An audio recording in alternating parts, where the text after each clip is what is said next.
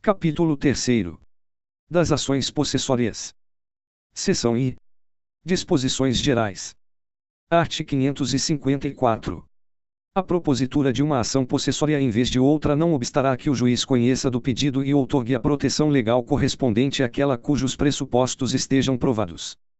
Primeiro, no caso de ação possessória em que figurar no polo passivo grande número de pessoas, serão feitas a citação pessoal dos ocupantes que forem encontrados no local e a citação por edital dos demais, determinando-se, ainda, a intimação do Ministério Público e, se envolver pessoas em situação de hipossuficiência econômica, da Defensoria Pública. Segundo, para fim da citação pessoal prevista no primeiro, o oficial de justiça procurará os ocupantes no local por uma vez, citando-se por edital os que não forem encontrados. Terceiro, o juiz deverá determinar que se dê ampla publicidade da existência da ação prevista no primeiro e dos respectivos prazos processuais, podendo, para tanto, valer-se de anúncios em jornal ou rádio locais, da publicação de cartazes na região do conflito e de outros meios. Art. 555. É lícito ao autor cumular ao pedido possessório o de condenação em perdas e danos. Indenização dos frutos. Parágrafo único. Pode o autor requerer, ainda, imposição de medida necessária e adequada para evitar nova turbação ou esbulho. Cumprir-se a tutela provisória ou final. Art. 556. É lícito ao réu, na contestação, alegando que foi o ofendido em sua posse, demandar a proteção possessória e a indenização pelos prejuízos resultantes da turbação ou do esbulho cometido pelo autor. Art. 557. Na pendência de ação possessória é vedado, tanto ao autor quanto ao réu, propor ação de reconhecimento do domínio, exceto se a pretensão for deduzida em face de terceira pessoa. Parágrafo único. Não obstar manutenção ou a reintegração de posse à alegação de propriedade ou de outro direito sobre a coisa. Art. 558. Regem o procedimento de manutenção e de reintegração de posse as normas da seção 2ª deste capítulo quando a ação for proposta dentro de ano e dia da turbação ou do esbulho afirmado na petição inicial. Parágrafo único. Passado o prazo referido no caput, será comum o procedimento, não perdendo, contudo, o caráter possessório. Art. 559. Se o réu provar, em qualquer tempo, que o autor provisoriamente mantido ou reintegrado na posse carece de idoneidade financeira para, no caso de sucumbência, responder por perdas e danos, o juiz designar-lhe-á o prazo de 5 dias para requerer caução, real ou fidejussória, sob pena de ser depositada a coisa litigiosa, ressalvada a impossibilidade da parte economicamente hipossuficiente. Seção 2ª. Da manutenção e da reintegração de posse. Art. 560. O possuidor tem direito a ser mantido na posse em caso de turbação e reintegrado em caso de esbulho. Art. 561. Incumbe ao autor provar a sua posse, a turbação ou o esbulho praticado pelo réu, a data da turbação ou do esbulho, a continuação da posse, embora turbada, na ação de manutenção, ou a perda da posse, na ação de reintegração. Art. 562. Estando a petição inicial devidamente instruída, o juiz deferirá, sem ouvir o réu, a expedição do mandado liminar de manutenção ou de reintegração, caso contrário, determinará que o autor justifique previamente o alegado, citando-se o réu para comparecer à audiência que for designada. Parágrafo único.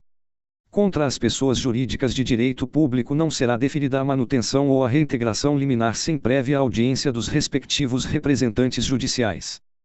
Art. 563. Considerada suficiente a justificação, o juiz fará logo expedir mandado de manutenção ou de reintegração. Art. 564. Concedido ou não o mandado liminar de manutenção ou de reintegração, o autor promoverá, nos 5 dias subsequentes, a citação do réu para, querendo, contestar a ação no prazo de 15 dias. Parágrafo único. Quando for ordenada a justificação prévia, o prazo para contestar será contado da intimação da decisão que deferir ou não a medida liminar. Art. 565. No litígio coletivo pela posse de imóvel, quando o esbulho ou a turbação afirmado na petição inicial houver ocorrido há mais de ano e dia, o juiz, antes de apreciar o pedido de concessão da medida liminar, deverá designar audiência de mediação, a realizar-se em até 30 dias, que observará o disposto no 2º e 4º primeiro concedida a liminar, se essa não for executada no prazo de um ano, a contar da data de distribuição, caberá ao juiz designar audiência de mediação, nos termos do 2º a 4º deste artigo. Segundo, o Ministério Público será intimado para comparecer à audiência, e a Defensoria Pública será intimada sempre que houver parte beneficiária de gratuidade da Justiça. Terceiro, o juiz poderá comparecer à área objeto do litígio quando sua presença se fizer necessária à efetivação da tutela jurisdicional. Quarto, os órgãos responsáveis pela política agrária e pela política urbana da União, de Estado ou do Distrito Federal e de município onde se situe a área objeto do litígio poderão ser intimados para a audiência, a fim de se manifestarem sobre seu interesse no processo e sobre a existência de possibilidade de solução para o conflito possessório. Quinto, aplicar-se o disposto neste artigo ao litígio sobre propriedade de imóvel. Art. 566. Aplicar-se, quanto ao mais, o procedimento comum. Seção 3ª. Do interdito proibitório. Art. 567. O possuidor direto ou indireto que tenha justo receio de ser molestado na posse poderá requerer ao juiz que o segure da turbação ou esbulho iminente, mediante mandado proibitório em que se comine ao réu determinada pena pecuniária caso transgrida o preceito. Art. 568. Aplicar-se ao interdito proibitório o disposto na seção 2ª deste capítulo. Capítulo 4. Da ação de divisão e da demarcação de terras particulares. Seção I. Disposições gerais. Art. 569. Cabe ao proprietário a ação de demarcação, para obrigar o seu confinante a extremar os respectivos prédios, fixando-se novos limites entre eles ou aviventando-se os já apagados. Ao condômino a ação de divisão, para obrigar os demais consortes a extremar os quinhões. Art. 570. É lícita a acumulação dessas ações, caso em que deverá processar-se primeiramente a demarcação total ou parcial da coisa comum, citando-se os confinantes e os condôminos. Art. 571. A demarcação e a divisão poderão ser realizadas por escritura pública, desde que maiores, capazes e concordes todos os interessados, observando-se, no que couber, os dispositivos deste capítulo. Art. 572. Fixados os marcos da linha de demarcação, os confinantes considerar-se-ão terceiros quanto ao processo divisório, ficando-lhes, porém, ressalvado o direito de vindicar os terrenos de que se julguem despojados por invasão das linhas limítrofes constitutivas do perímetro ou de reclamar indenização correspondente ao seu valor. Primeiro, no caso do caput, serão citados para a ação todos os condôminos, se a sentença homologatória da divisão ainda não houver transitado em julgado, e todos os quinhoeiros dos terrenos vindicados, se a ação for proposta posteriormente. Segundo, neste último caso, a sentença que julga procedente a ação, condenando a restituir os terrenos ou a pagar a indenização, valerá como título executivo em favor dos quinhoeiros para haverem dos outros condôminos que forem parte na divisão ou de seus sucessores a título universal, na proporção que lhes tocar, a composição pecuniária do desfalque sofrido. Art. 573. Tratando-se de imóvel georreferenciado, com averbação no registro de imóveis, pode o juiz dispensar a realização de prova pericial. Seção 2ª. Da demarcação. Art. 574. Na petição inicial, instruída com os títulos da propriedade, designar-se ao imóvel pela situação e pela denominação, descrever-se-ão os limites por constituir, aviventar ou renovar e nomear-se-ão todos os confinantes da linha demarcanda. Art. 575. Qualquer condômino é parte legítima para promover a demarcação do imóvel comum, requerendo a intimação dos demais para, querendo, intervir no processo. Art. 576. A citação dos réus será feita por correio, observado o disposto no art. 247. Parágrafo único. Será publicado o edital, nos termos do inciso 3º do art. 259. Art. 577. Feitas as citações, terão os réus o prazo comum de 15 dias para contestar. Art. 578. Após o prazo de resposta do réu, observar-se-á o procedimento comum. Art. 579. Antes de proferir a sentença, o juiz nomeará um ou mais peritos para levantar o traçado da linha demarcanda. Art. 580. Concluídos os estudos, os peritos apresentarão minucioso laudo sobre o traçado da linha demarcanda, considerando os títulos, os marcos, os rumos, a fama da vizinhança, as informações de antigos moradores do lugar e outros elementos que coligirem. Art. 581. A sentença que julgar procedente o pedido determinará o traçado da linha demarcanda. Parágrafo único. A sentença proferida na ação demarcatória determinará a restituição da área invadida, se houver, declarando o domínio ou a posse do prejudicado, ou ambos. Art. 582. Transitada em julgado a sentença, o perito efetuará a demarcação e colocará os marcos necessários. Parágrafo único. Todas as operações serão consignadas em planta e memorial descritivo com as referências convenientes para a identificação, em qualquer tempo, dos pontos assinalados, observada a legislação especial que dispõe sobre a identificação do imóvel rural. Art. 583. As plantas serão acompanhadas das cadernetas de operações de campo e do memorial descritivo, que conterá o ponto de partida, os rumos seguidos e a aviventação dos antigos com os respectivos cálculos. Os acidentes encontrados, as cercas, os valos, os marcos antigos, os córregos, os rios, as lagoas e outros. A indicação minuciosa dos novos marcos cravados, dos antigos aproveitados, das culturas existentes e da sua produção anual. A composição geológica dos terrenos, bem como a qualidade e a extensão dos campos, das matas e das capoeiras. As vias de comunicação. As distâncias a pontos de referência, tais como rodovias federais e estaduais, ferrovias, portos, aglomerações urbanas e polos comerciais. A indicação de tudo o mais que for útil para o levantamento da linha ou para a identificação da linha já levantada. Art. 584. É obrigatória a colocação de marcos tanto na estação inicial, dita marco primordial, quanto nos vértices dos ângulos, salvo se algum desses últimos pontos for assinalado por acidentes naturais de difícil remoção ou destruição. Art. 585. A linha será percorrida pelos peritos, que examinarão os marcos e os rumos, consignando em relatório escrito a exatidão do memorial e da planta apresentados pelo agrimensor ou as divergências porventura encontradas. Art. 586. Juntado aos autos o relatório dos peritos, o juiz determinará que as partes se manifestem sobre ele no prazo comum de 15 dias. Parágrafo único. Executadas as correções e as retificações que o juiz determinar, lavrar-se-á, em seguida, o auto de demarcação em que os limites demarcandos serão minuciosamente descritos de acordo com o memorial e a planta. Art. 587.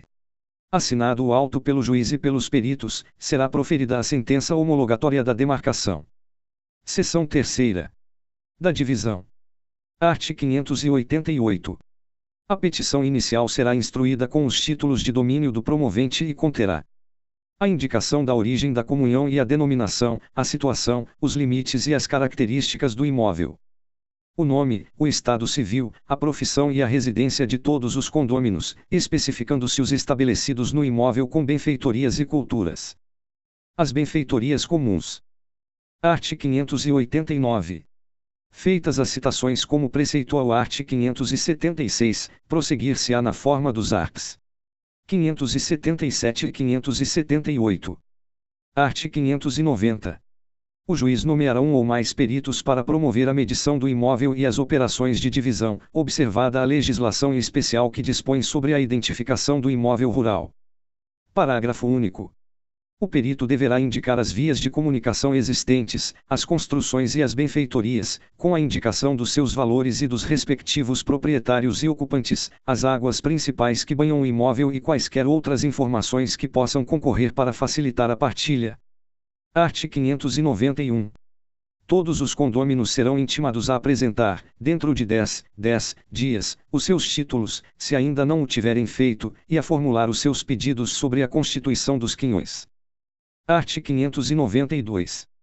O juiz ouvirá as partes no prazo comum de 15 dias. Primeiro, não havendo impugnação, o juiz determinará a divisão geodésica do imóvel. Segundo, havendo impugnação, o juiz proferirá, no prazo de 10 dias, decisão sobre os pedidos e os títulos que devam ser atendidos na formação dos quinhões. Art. 593. Se qualquer linha do perímetro atingir benfeitorias permanentes dos confinantes feitas há mais de um ano, serão elas respeitadas, bem como os terrenos onde estiverem, os quais não se computarão na área dividenda. Art. 594. Os confinantes do imóvel dividendo podem demandar a restituição dos terrenos que lhes tenham sido usurpados. Primeiro serão citados para a ação todos os condôminos, se a sentença homologatória da divisão ainda não houver transitado em julgado, e todos os quinhoeiros dos terrenos vindicados, se a ação for proposta posteriormente. Segundo, nesse último caso terão os quinhoeiros o direito, pela mesma sentença que os obrigar à restituição, a haver dos outros condôminos do processo divisório ou de seus sucessores a título universal a composição pecuniária proporcional ao desfalque sofrido. Art. 595. Os peritos proporão, em laudo fundamentado, a forma da divisão, devendo consultar, quanto possível, a comodidade das partes, respeitar, para a adjudicação a cada condômino, a preferência dos terrenos contíguos às suas residências e benfeitorias e evitar o retalhamento dos quinhões em glebas separadas. Art. 596. Ouvidas as partes, no prazo comum de 15 dias, sobre o cálculo e o plano da divisão, o juiz deliberará a partilha. Parágrafo único.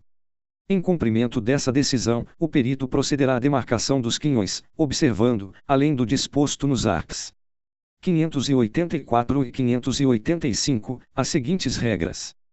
As benfeitorias comuns que não comportarem divisão cômoda serão adjudicadas a um dos condôminos mediante compensação.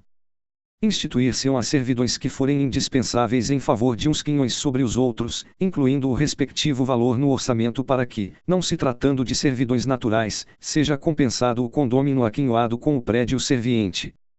As benfeitorias particulares dos condôminos que excederem a área a que tem direito serão adjudicadas ao quinhoeiro vizinho mediante reposição. Se outra coisa não acordarem as partes, as compensações e as reposições serão feitas em dinheiro. Art. 597. Terminados os trabalhos e desenhados na planta os quinhões e as servidões aparentes, o perito organizará o memorial descritivo. Primeiro cumprido o disposto no art. 586, o escrivão, em seguida, lavrará o auto de divisão, acompanhado de uma folha de pagamento para cada condômino. Segundo assinado o auto pelo juiz e pelo perito, será proferida a sentença homologatória da divisão. Terceiro, o auto conterá a confinação e a extensão superficial do imóvel, a classificação das terras com o cálculo das áreas de cada consorte e com a respectiva avaliação ou, quando a homogeneidade das terras não determinar diversidade de valores, a avaliação do imóvel na sua integridade. O valor e a quantidade geométrica que couber a cada condômino, declarando-se as reduções e as compensações resultantes da diversidade de valores das glebas componentes de cada quinhão. Quarto, cada folha de pagamento conterá a descrição das linhas divisórias do quinhão, mencionadas as confinantes, a relação das benfeitorias e das culturas do próprio quinhoeiro e das que lhe foram adjudicadas por serem comuns ou mediante compensação, a declaração das servidões instituídas, especificados os lugares, a extensão e o modo de exercício. Art. 598. Aplicar-se às divisões o disposto nos arts. 575 a 578. Capítulo V. Da ação de dissolução parcial de sociedade. Art. 599. A ação de dissolução parcial de sociedade pode ter por objeto a resolução da sociedade empresária contratual ou simples em relação ao sócio falecido, excluído ou que exerceu o direito de retirada ou recesso, e a apuração dos haveres do sócio falecido, excluído ou que exerceu o direito de retirada ou recesso, ou somente a resolução ou a apuração de haveres. Primeiro, a petição inicial será necessariamente instruída com o contrato social consolidado. Segundo, a ação de dissolução parcial de sociedade pode ter também por objeto a sociedade anônima de capital fechado quando demonstrado, por acionista ou acionistas que representem 5% ou mais do capital social, que não pode preencher o seu fim. Art. 600. A ação pode ser proposta pelo espólio do sócio falecido, quando a totalidade dos sucessores não ingressar na sociedade. Pelos sucessores, após concluída a partilha do sócio falecido. Pela sociedade, se os sócios sobreviventes não admitirem o ingresso do espólio ou dos sucessores do falecido na sociedade, quando esse direito decorrer do contrato social. pelo sócio que exerceu o direito de retirada ou recesso, se não tiver sido providenciada, pelos demais sócios, a alteração contratual consensual formalizando o desligamento, depois de transcorridos 10 dias do exercício do direito. Pela sociedade, nos casos em que a lei não autoriza a exclusão extrajudicial, ou pelo sócio excluído. Parágrafo único. O cônjuge ou companheiro do sócio cujo casamento, união estável ou convivência terminou poderá requerer a apuração de seus haveres na sociedade, que serão pagos à conta da cota social titulada por este sócio. Art. 601. Os sócios e a sociedade serão citados para, no prazo de 15 dias, concordar com o pedido ou apresentar contestação. Parágrafo único. A sociedade não será citada se todos os seus sócios o forem, mas ficará sujeita aos efeitos da decisão e à coisa julgada. Art. 602. A sociedade poderá formular pedido de indenização compensável com o valor dos haveres a apurar. Art. 603. Havendo manifestação expressa e unânime pela concordância da dissolução, o juiz a decretará, passando-se imediatamente à fase de liquidação. Primeiro, na hipótese prevista no caput, não haverá condenação em honorários advocatícios de nenhuma das partes, e as custas serão rateadas segundo a participação das partes no capital social. Segundo, havendo contestação, observar-se-á o procedimento comum, mas a liquidação da sentença seguirá o disposto neste capítulo. Art. 604. Para a apuração dos haveres, o juiz fixará a data da resolução da sociedade. Definirá o critério de apuração dos haveres à vista do disposto no contrato social, e nomeará o perito. Primeiro, o juiz determinará à sociedade ou aos sócios que nela permanecerem que depositem em juízo a parte incontroversa dos haveres devidos. Segundo, o depósito poderá ser, desde logo, levantando pelo ex-sócio, pelo espólio ou pelos sucessores. Terceiro, se o contrato social estabelecer o pagamento dos haveres, será observado o que nele se dispôs no depósito judicial da parte incontroversa. Art. 605. A data da resolução da sociedade será, no caso de falecimento do sócio, a do óbito. Na retirada imotivada, o 60º dia seguinte ao do recebimento, pela sociedade, da notificação do sócio retirante. No recesso, o dia do recebimento, pela sociedade, da notificação do sócio dissidente. Na retirada por justa causa de sociedade por prazo determinado e na exclusão judicial de sócio, a do trânsito em julgado da decisão que dissolver a sociedade, e na exclusão extrajudicial, a data da assembleia ou da reunião de sócios que a tiver deliberado. Art. 606. Em caso de omissão do contrato social, o juiz definirá, como critério de apuração de haveres, o valor patrimonial apurado em balanço de determinação, tomando-se por referência a data da resolução e avaliando-se bens e direitos do ativo, tangíveis e intangíveis, a preço de saída, além do passivo também a ser apurado de igual forma. Parágrafo único. Em todos os casos em que seja necessária a realização de perícia, a nomeação do perito recairá preferencialmente sobre especialista em avaliação de sociedades. Art. 607. A data da resolução e o critério de apuração de haveres podem ser revistos pelo juiz, a pedido da parte, a qualquer tempo antes do início da perícia. Art. 608.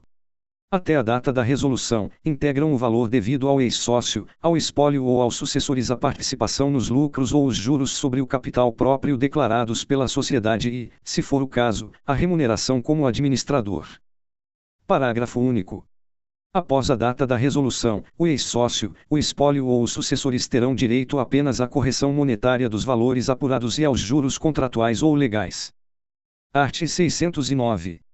Uma vez apurados, os haveres do sócio retirante serão pagos conforme disciplinar o contrato social e, no silêncio deste, nos termos do 2º do art. 1031 da Lei no 10.406, de 10 de janeiro de 2002, Código Civil. Capítulo 6. Do Inventário e da Partilha. Seção I. Disposições Gerais. Art. 610. Havendo testamento ou interessado incapaz, proceder-se-á ao inventário judicial. Primeiro, se todos forem capazes e concordes, o inventário e a partilha poderão ser feitos por escritura pública, a qual constituirá documento hábil para qualquer ato de registro, bem como para levantamento de importância depositada em instituições financeiras. Segundo o tabelião, somente lavrará a escritura pública se todas as partes interessadas estiverem assistidas por advogado ou por defensor público, cuja qualificação e assinatura constarão do ato notarial. Art. 611. O processo de inventário e de partilha deve ser instaurado dentro de 2 meses, a contar da abertura da sucessão, ultimando-se nos 12 meses subsequentes, podendo o juiz prorrogar esses prazos, de ofício ou a requerimento de parte. Art. 612. O juiz decidirá todas as questões de direito desde que os fatos relevantes estejam provados por documento, só remetendo para as vias ordinárias as questões que dependerem de outras provas. Art. 613. Até que o inventariante preste o compromisso, continuará o espólio na posse do administrador provisório. Art. 614. O administrador provisório representa ativa e passivamente o espólio, é obrigado a trazer ao acervo os frutos que desde a abertura da sucessão percebeu, tem direito ao reembolso das despesas necessárias e úteis que fez e responde pelo dano a que, por dolo ou culpa, der causa. Seção 2ª. Da legitimidade para requerer o inventário. Art. 615. O requerimento de inventário e de partilha incumbe a quem estiver na posse e na administração do espólio, no prazo estabelecido no art. 611.